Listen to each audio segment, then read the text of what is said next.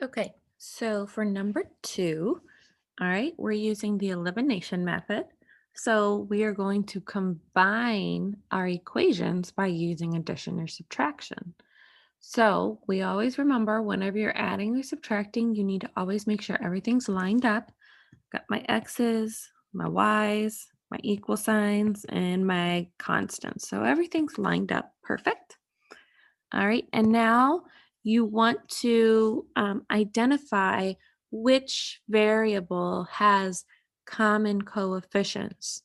Well, the y's, this has a 4 and this has a -1. Those aren't the same. This one has a 1 and this one has a 1. So we want to pick the x's to eliminate.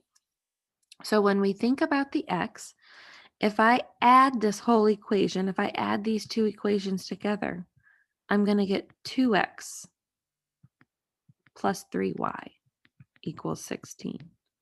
That's fine and dandy, but you still have two variables. The whole idea of this is to eliminate one of those variables, okay? So I must have to subtract. Okay, and so before I do that, I am going to just go ahead and rewrite these. So I have 1x plus 4y equals 13. And then I'm going to distribute this minus sign, okay? You can do that before if you know that you will forget to always, all those negative rules along with keeping them in order. Let's see, I have -1x, negative and a negative make a positive 1y. Okay, and a negative and a positive makes a negative. So now if you distribute that negative sign, all you have to do is add these two equations together, okay? So however you kind of want to do it, remember, because adding a negative is the same thing as subtracting. So I have x minus x, go away. 4y plus 1y is a 5y.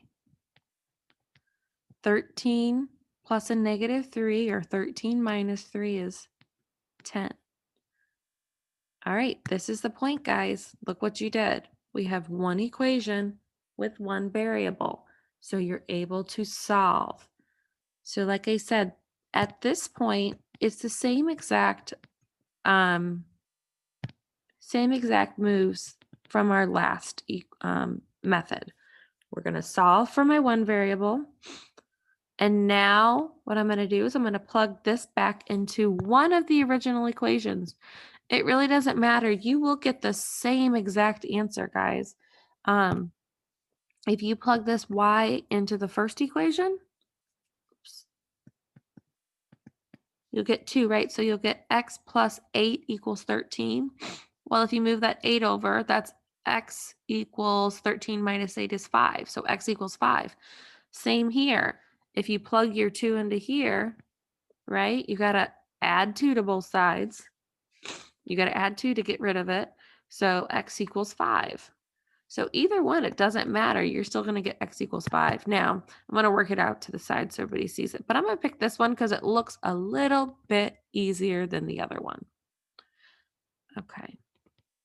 So I like to write out my equation first and then plug in my value for y. Okay. So to solve this, I need to add 2 to both sides. And I get y equals 5. So, I'm sorry, x equals 5. We got rid of the y, so x equals 5. Okay, so once again, we are combining the two equations by adding or subtracting them together. Okay, so far we've just seen subtraction. We'll see one on the next page. Number 3. All right, so you want to make sure everything's lined up, and it is. Okay, these first problems are always a little bit easier. They give you everything all prepped. And then what you want to do is identify which variable you're going to eliminate. Well, the y's do not have a common coefficient, but the x's do. So let's eliminate the x's.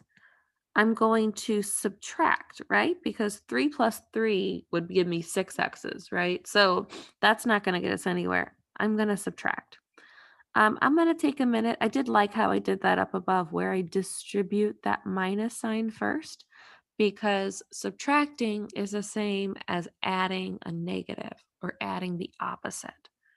So I'm going to rewrite both equations. This top one is just the same. And then down here I have a negative 3x. Oops, moving that over. A positive 9y and a negative 15. So now we can combine, okay? So since I distributed that minus sign and switched everything to its opposites, I can just add them together. Those go away. Negative 10y plus 9y leaves me with negative 1y, or just negative y, equals 14 minus 15 is negative 1. So now we're at the point where we have one equation with one variable. So I can solve. This one's pretty close to being able to be solved. You have to get y by itself. Right now, there's a negative sign, so I'm going to divide by negative 1. And so I get y equals 1. So what do we do now?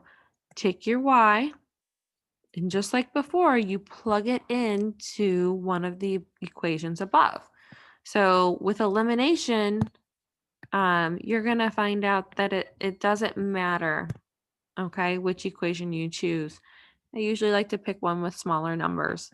They both kind of seem almost the same, so I'm going to pick that top one. If you pick the bottom one, you'll get the same exact answer for x. So 3x minus 10 equals 14. Okay, I got to add 10 to both sides. 3x equals 24. And divide by 3. So I get x equals 8.